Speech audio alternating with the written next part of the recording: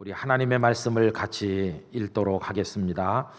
이제 3장으로 넘어오게 됩니다. 요한일서 3장 1절로 3절까지. 오늘은 이 세 절 말씀을 다 같이 소리를 맞추어서 또박또박 함께 읽어보도록 하겠습니다. 다 같이요. 보라, 아버지께서 어떠한 사랑을 우리에게 베푸사 하나님의 자녀라 일컬음을 받게 하셨는가. 우리가 그러하도다. 그러므로 세상이 우리를 알지 못함은 그를 알지 못함이라. 사랑하는 자들아, 우리가 지금은 하나님의 자녀라.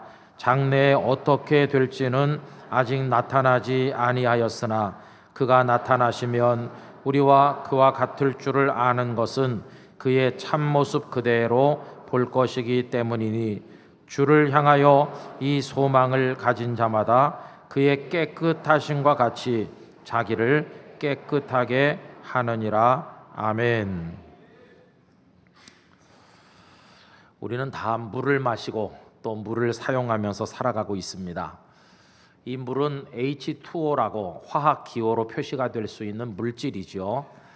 그런데 이 물이 자연계에 어디나 많이 널려 있습니다. 하늘에서는 비가 돼서 내리고 땅에서는 샘이 되어 솟아나고 흔하다 이렇게 생각하는 분들이 많다 보니까 물의 소중함을 잘 모를 때가 많이 있습니다.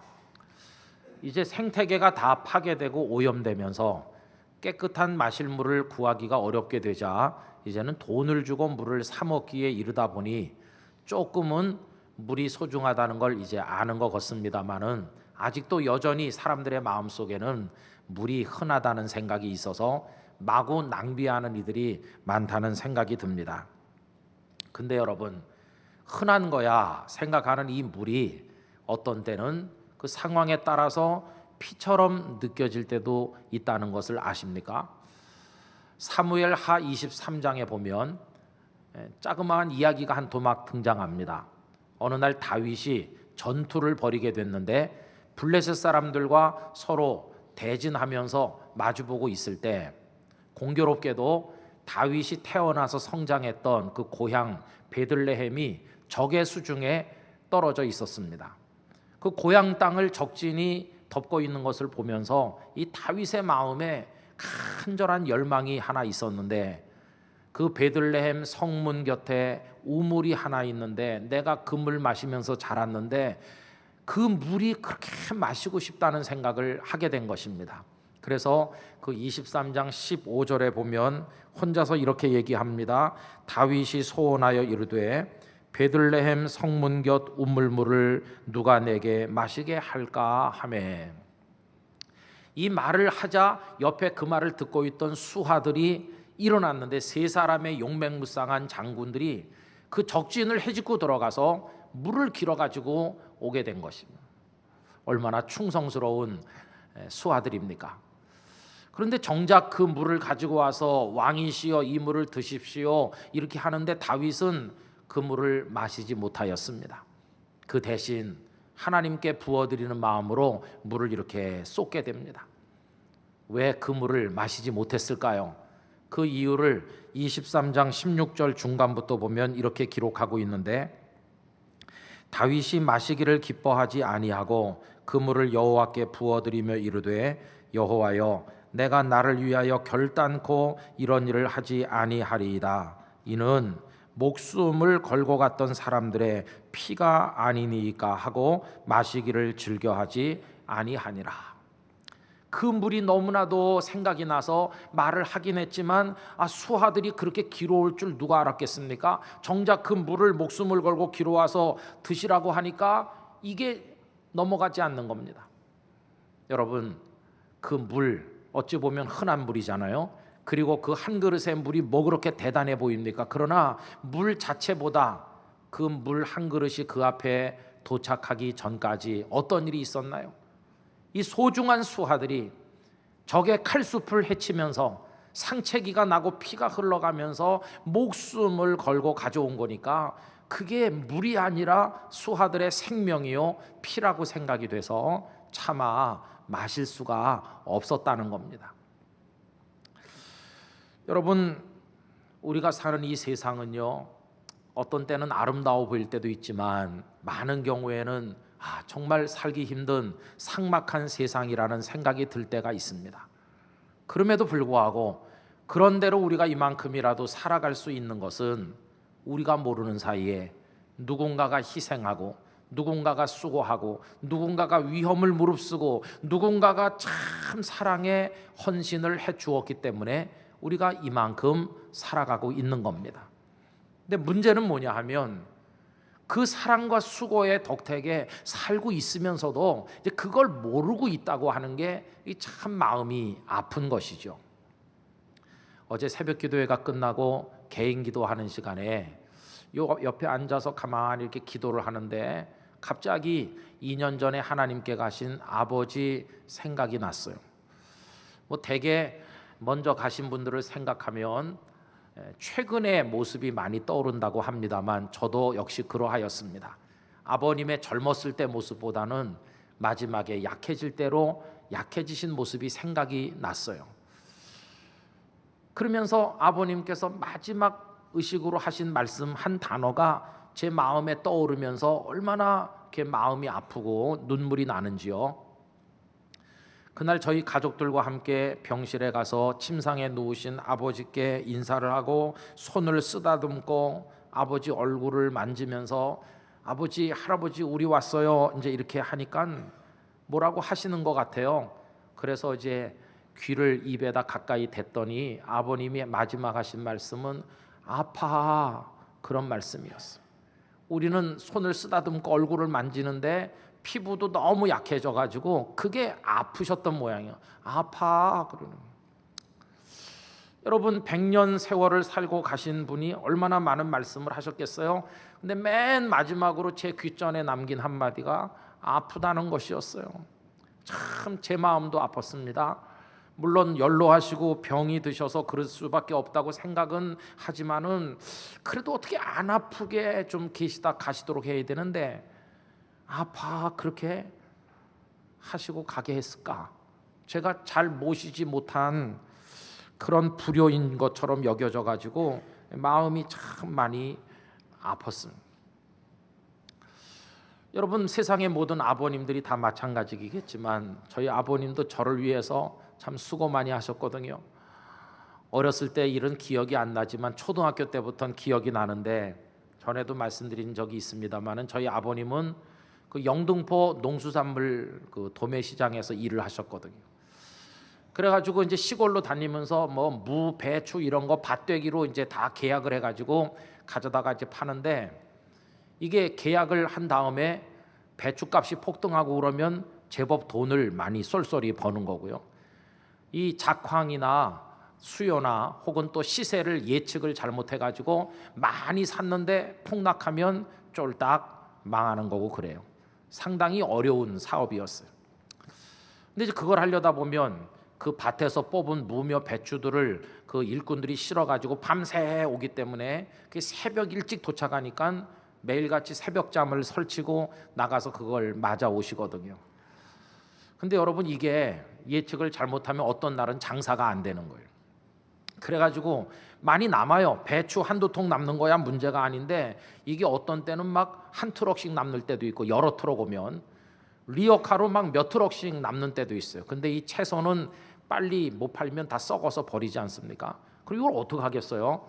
그럼 이제 리어카를 저희 아버님이 하나 구해가지고 거기다가 막 배추고 무고 실어가지고 그때는 무슨 뭐 1톤 포터 트럭 그런 것도 없을 때니까 인력으로 이제 운반해야 되는데 어떤 날 아버지가 이제 그걸 잔뜩 싣고 집에까지 오시는 겁니다. 그 시장에서 집까지 거리가 그래도 제법 있었는데 오시다가 누가 사자고 하면 막 싸게 팔고 어떤 날은 이제 우리 경인 가도 큰 길가에 우리 집이 있었는데요. 그래서 어머니랑 저랑 나가가지고 배추, 무 받아가지고 이제 그 큰 길가에 싸놓는 거예요. 여러분 배추 던지면 딱 받아서 쌌는데 제가 도통했습니다. 배 이렇게 싸놓고 있으면 어둑어둑한데 그때 늦을 때까지 어떤 날은 있으면 사람들이 와서 다 싸게 사가든지 어떤 때는 그래도 나오면 그냥 막 주고 그랬어요. 그럼 이제 리어카가 비잖아요. 그럼 리어카를 마당 한 구석에 갖다 이렇게 세워야 되는데 철없는 어린 나이에 그게 제가 끌고 들어가는 게 재미였습니다. 마치 자동차 파킹하는 것처럼 리어카 제가 끌고 들어가고 딱 한쪽 구석에 이렇게 딱 세우고. 근데 아버님이 그 일을 이제 끝내고 여러 해 지난 다음에도 그 리어카는 그 한쪽 구석에 있었어요. 좀 커가지고 이제 드나들면서 그 리어카를 이렇게 손으로 손잡이를 만져볼 때가 있었는데, 철이 좀 들어서 그런지 그 리어카를 만지면 아직도 아버지 땀이 배어 있는 것 같고 아버지의 어떤 채취가 남아 있는 것처럼 느껴질 때가 있었습니다. 근데 여러분, 나중에 이제 청년이 되고 좀 철이 들어서 가만히 생각해 보니까 그게 다 저를 위한 수고였어요. 그 도착하는 무 배추를 받기 위해 새벽잠을 설치며 일찍 나가는 것도 다 저를 위한 것이었어요. 그리고 남은 걸 버리지 못하고 리어카에 실어서 땀을 뻘뻘 흘리면서 집으로 가져오는 것도 다 저를 위한 것이었어요.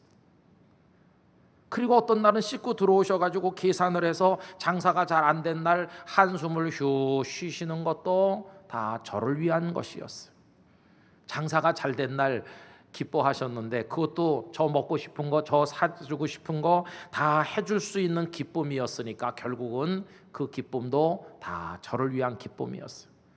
아버지의 수고, 아버지의 모든 기쁨, 아버지의 모든 눈물, 아버지의 모든 안타까움, 모든 게 다 깨닫고 보니 저를 위한 것이었다고 하는 것입니다.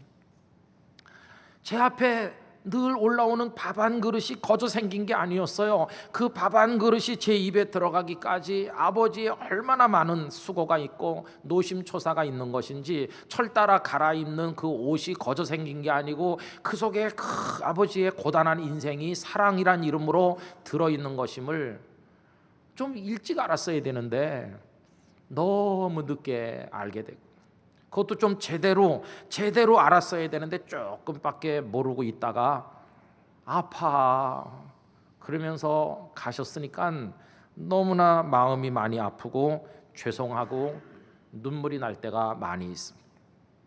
그래서 저에게는 아버지, 너무너무도 고마운 이름이면서 또 마음 아픈 죄송한 그런 느낌을 가지게 만드는 이름이기도 해요. 여러분, 제 얘기를 해서 죄송합니다마는 아마 여러분들도 다 마찬가지시겠죠. 아버지 없이 태어난 분은 없고 자란 분은 없으니까요. 지금도 옛날도 아버지 어머니들은 우리 자식들의 밥상에 밥 한 그릇 차려주기 위해서 얼마나 많은 수고를 하셨고 지금도 하고 있습니까? 지금도 어떤 아버지들은요, 직장에서 직장 상사의 막 인격 모독으로 느껴질 정도의 질책을 받아가면서도 다 때려치우고 나오고 싶지만 어금니를 꽉 깨물고 그래도 자식들 그 뒷바라지 할 생각에 그 자리를 지키고 있는 아버지들이 지금 얼마나 많겠어. 어머니들은 또 얼마나 힘드시고요. 그런데도 그 자식들은요, 그걸 몰라요.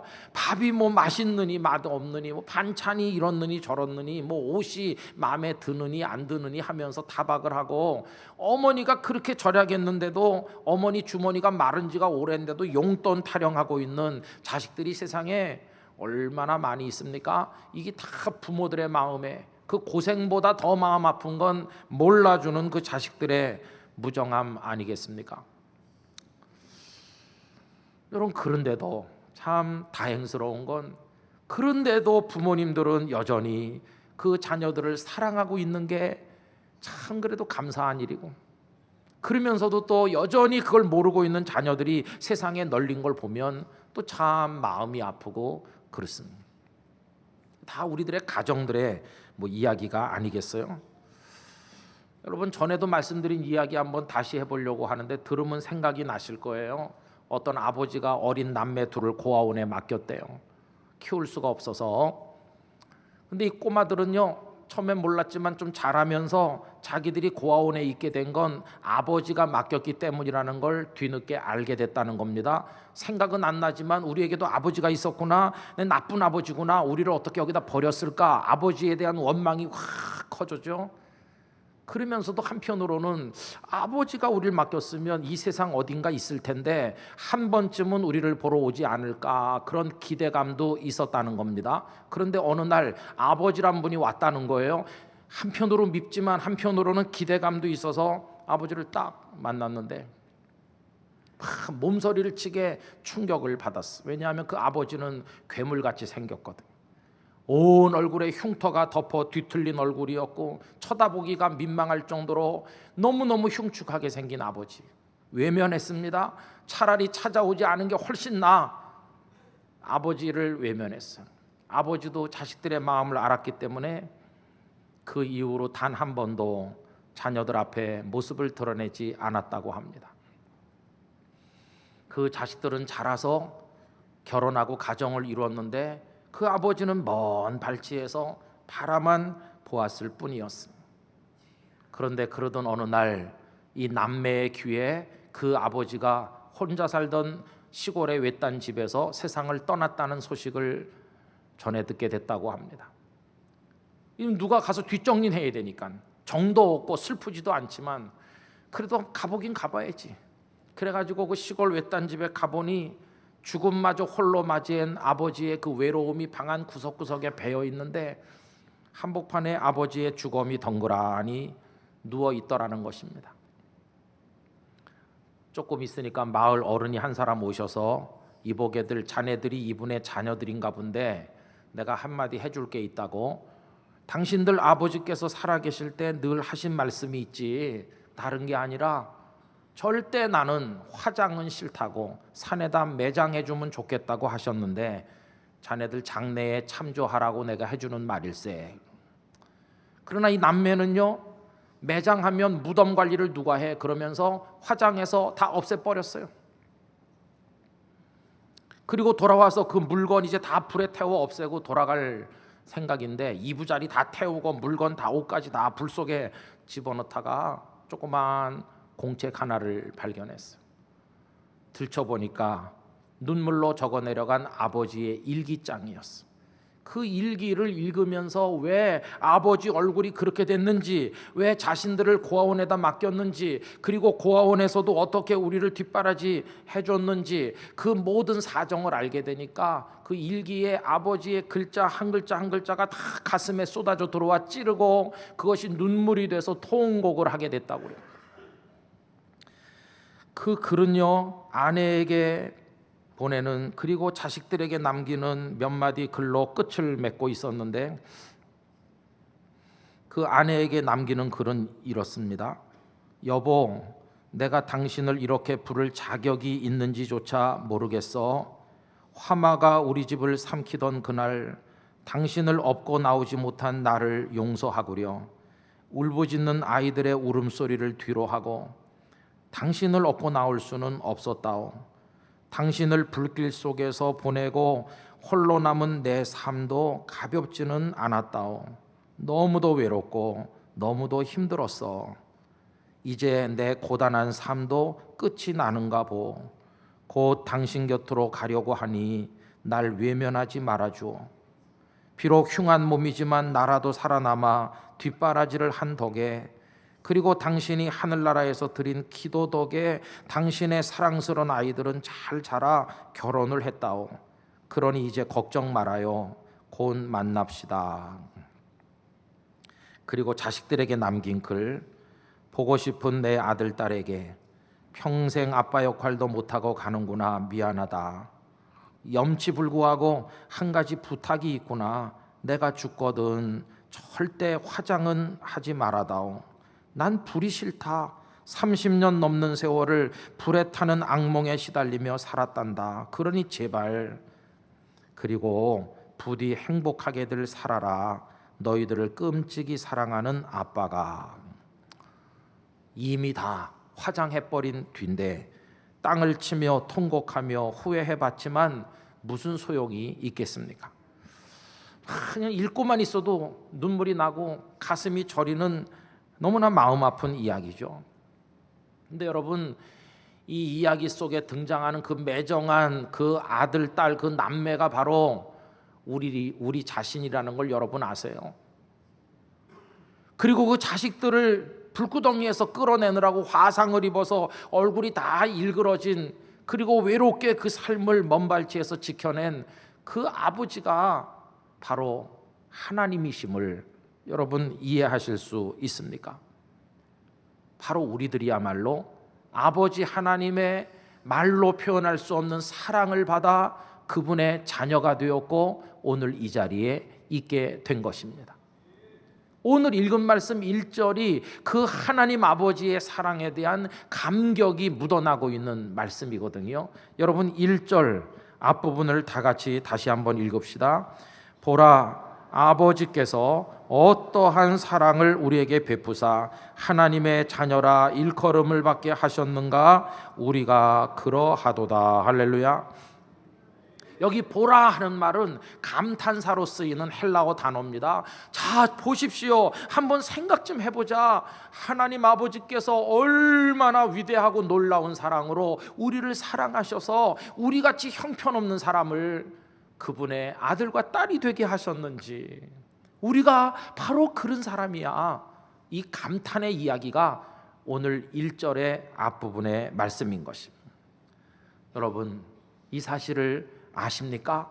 여러분이나 저나 하나님의 말할 수 없는 사랑을 받아 하나님의 자녀가 된 것을 알고 계십니까? 그 사랑을 우리가 받았다고 하는 것입니다. 자녀들 앞에 올려지는 밥 한 그릇이 거저된 것이 아니고, 철 따라 갈아입는 옷이 그게 거저된 것이 아니고, 부모님의 눈물겨운 사랑으로 그것이 주어지는 것과 마찬가지로 오늘 우리가 누리는 모든 삶의 은혜와 축복이 거저된 것이 아니라 배후에 하나님의 사랑이 있다는 사실을 우리가 알아야만 할 것입니다. 여기 땅끝 교회가 세워진 것, 오늘 우리가 이 자리에 같이 앉아 사랑하는 믿음의 동료들과 예배하게 된 것, 그리고 우리 속에 나는 그리스도인이라는 자의식이 생긴 것, 부족하지만 하나님 앞에 기도하며 사는 이 모든 것, 그리고 이 땅의 삶이 끝나면 우린 영원한 생명의 나라 천국에 들어가게 될 것을 소망하며 살아가게 된 것, 우리와 함께 먹고 자는 사랑하는 가족들과 삶의 모든 조건들이 하나님의 사랑의 축복이라는 걸 여러분 아세요? 우리가 어떤 사랑을 받아서 하나님의 자녀가 되었는지, 하나님께서 엄청난 사랑의 수고를 하셨습니다.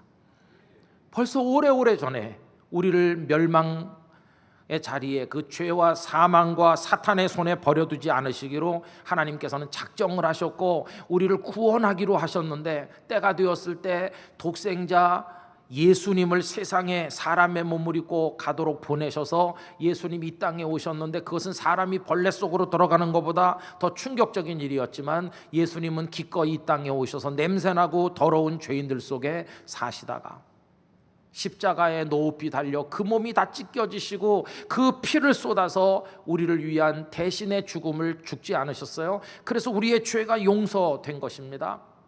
우리는 그 찢어진 몸을 먹은 것과 같고 흘려주신 그 피를 받아 마신 사람이 된 것입니다. 여러분, 아까 사무엘하 23장에 다윗은 그 수하들이 기로운 피 같은 물을 마시지 않고 쏟았다고 그랬는데, 우리는요 예수님의 피를 마셔버린 사람이 된 거예요. 최후의 만찬 때 주신 그 몸과 그 피를 내 몸이니 받아 먹으라, 너희를 위하는 내 피니 받아 마시라. 요한복음 6장 55절 56절, 내 삶은 참된 양식이요 내 피는 참된 음료로다. 내 살을 먹고 내 피를 마시는 자는 내 안에 거하고 나도 그의 안에 거하나니. 우리는 예수님을 먹고 마셔서 이 자리에 있게 된 것입니다. 하나님의 사랑은 여기서 끝나지 않아요. 무덤에 들어가신 그 예수님이 무덤의 죽음의 권세를 이기시고 생명으로 부활하셔서 우리에게 영원한 생명의 길을 열어주시고, 그리고 하나님 보좌 우편에 오르셨어요. 여러분, 우리가 지금 예수님을 믿게 됐는데, 이 복음의 소식을 믿는데, 우리같이 의심이 많고 교만하고 마음이 굳고 다친 사람들이 어떻게 믿게 됐어요? 그것도 우리의 능력과 판단으로 믿은 게 아니라 하나님의 영이시며 예수님의 영이신 성령께서 우리 마음을 열어주시고 우리 속에 역사하시고 우리 마음을 만져주셔서 믿음이 지금 우리 속에 생겨나게 된 것입니다. 그 예수님은 하늘 보좌에서 지금도 우리를 위해 기도하고 계십니다. 그리고 이 성경, 이 말씀이 우리 귓전에 들려지고 우리 손에 들려지기까지 얼마나 많은 하나님의 종들, 우리 선배들이 이걸 말해주었고 우리에게 전달해줘서 지금 우리 손에까지 이 성경책이 들려지게 되지 않았습니까? 여러분, 우리가 지금 누리고 있는 모든 은혜와 축복, 하나님이 주신 말로 다 알 수 없는 하나님의 사랑이라는 걸 아십니까? 이제 우리는 밥이 뭐 맛있느니 맛없느니, 옷이 마음에 드느니 안 드느니, 타박하는 철없는 어린애처럼 살아서는 안 될 것입니다. 삼보예배 오신 우리 교우 여러분, 하나님의 사랑을 깨닫게 되시기를 바랍니다. 그 사랑이 여러분의 영혼 속으로 막 이렇게 들어오게 되시기를 바랍니다. 우리 전 생애를 통틀어서 가장 놀라운 기적과 같은 사랑이 이 하나님의 구원하시는 사랑임을 알게 되시기를 축복하는 것입니다. 우리는 하나님의 자녀가 된 것입니다. 그리고 이 어둠과 죄악의 세상과 두려움 없이 당당하게 맞서서 우리에게 남은 인생을 살다가 그 이후에는 영원한 생명의 나라에 들어가게 됐는데, 그게 다 하나님의 사랑으로 된 것입니다. 할렐루야. 얼마나 놀라운 은혜인 것입니다. 이런 기도를 해야 되죠. 하나님 죄송합니다. 그 사랑을 몰라서 죄송해요. 잘 모르고 살아온 거 용서해 주세요. 이제는 내 가슴 속에 하나님이 어떠한 사랑으로 내게 부어주셨는지 좀 알게 해주셔서 이제는 하나님의 효자 효녀로 살 수 있도록 도와주세요. 그런 기도를 꼭 드리게 되시기를 바랍니다. 근데 아직도요, 이 하나님 사랑 모르는 사람 많아요. 여러분, 오늘 1절 말씀 후반부가 뭐라고 돼 있나요? 그러므로 세상이 우리를 알지 못함은, 그렇게 돼 있죠. 세상이 우리를 모른대요. 세상은 하나님을 알지 못하는 사람들을 말하는 것이고, 우리는 그리스도인인데 세상의 많은 이들이 우리 그리스도인들을 모른대요. 이해하지 못한다는 거예요. 여러분, 세상 사람들이 우리를 이해 못하죠. 아니, 이 좋은 가을날 왜 공휴일이 됐는데 놀러 안 가고 꼬박꼬박 예배당에 가는지 이해 못합니다. 그리고 왜 새벽마다 가서 엎드려 있는지 그 이해 못합니다. 그리고 왜 그렇게 애써서 번 아까운 돈을 뭐 11조 헌금이니 뭐 감사 헌금, 선교 헌금 이런저런 거 다 갖다 바치는지 그 정말 이해를 못합니다. 그리고 그만큼 바르게 살았으면 됐는데도 아직도 하나님 변변하게 못 살아서 죄송하다고 회개하는지 이해 못해요. 그리고 어떤 희생을 감수하면서라도 그게 뭐길래 그 믿음을 지키려고 애를 쓰는지 도무지 이해를 못해요. 왜 그분들이 우리를 이해 못하나? 이유가 있어요. 1절 맨 끝에 보면요, 그를 알지 못하기 때문이라고. 그가 누굽니까? 하나님이시죠. 그분들은 하나님을 모르세요. 하나님의 사랑이 얼마나 큰지 몰라요. 그러니까 그 사랑을 알아가지고 그 사랑에 보답하려고 예배하고 헌신하는 우리들이 하는 것도 그분들이 이해를 못할 수밖에 없는 거죠. 하나님을 모르니 하나님의 사랑을 모르고, 그 사랑 모르니 그 사랑 때문에 감격한 우리들이 하는 일을 그분들이 모르는 것이. 그 세상에는요, 아버지 사랑을 아는 사람과 아버지 사랑을 모르는 사람이 섞여 사는 곳이, 남매가 싸우는 것 같아요. 오빠가 말합니다. 그래도 아버지가 우리를 위해 얼마나 수고하고 희생하셨는지 아버지를 잘 모셔야 돼. 여동생이 빽 소리 지르면서 아빠가 해준 게 뭐가 있어? 난 한 번도 아빠를 아빠로 생각해 본 적이 없어. 이렇게 다투는 것과 비슷한 세상이라고 할 수 있습니다. 근데 여러분, 더 마음이 아픈 거는 예배당 안에 같이 있으면서도 하나님이 무슨 내 아버지야 이렇게 말하는 이가 있을까 봐, 그게 더 걱정되고 마음이 아픈 것이.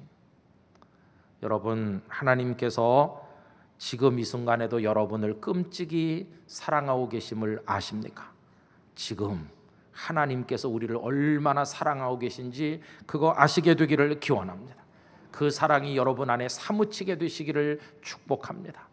그 사랑을 아는 사람은요, 탕자와 같고 불순종하고 더럽게 살던 나를 만져주신 그 은혜가 너무 커서 이런 찬송을 부르는 거죠. 탕자처럼 방황할 때도 애타게 기다리는 부르던 주님의 음성이 내 마음을 녹이셨네.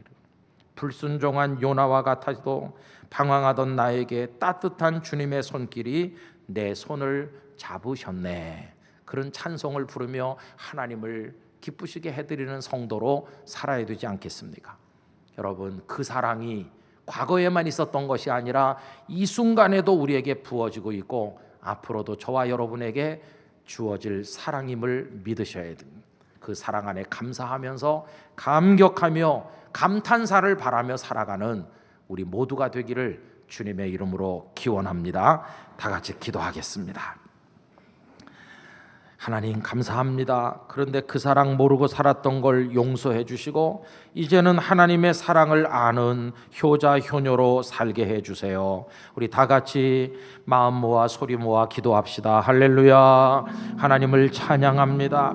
아버지 하나님, 저희들을 붙드셨고 독생자 예수님을 보내 저희들을 구원하셨고 말할 수 없는 사랑으로 주님 이 땅에 오셔서 우리를 위해 수고하셨고 희생의 죽음을 죽으심으로 우리가 구원받았는데 아직도 어떠한 사랑으로 우리를 구원하셨는지 아버지의 자녀가 되게 하셨는지를 모르는 저희들을 용서하여 주시옵소서. 이제는 우리 땅끝 교회 성도들이 하나님의 사랑을 알게 되기를 원합니다. 감격하기를 원합니다. 감탄에 감탄을 하며 하나님을 높여 사는 효자와 효녀가 되기를 원합니다. 성령님, 저희들의 마음속에 역사하셔서 우리로 그 사랑 깨닫는 사람으로 살아가게 도와주시옵소서. 아멘.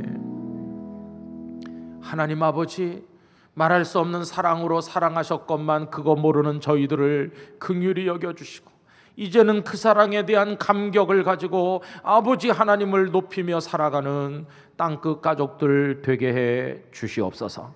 예수님의 이름으로 기도 올리옵나이다. 아멘.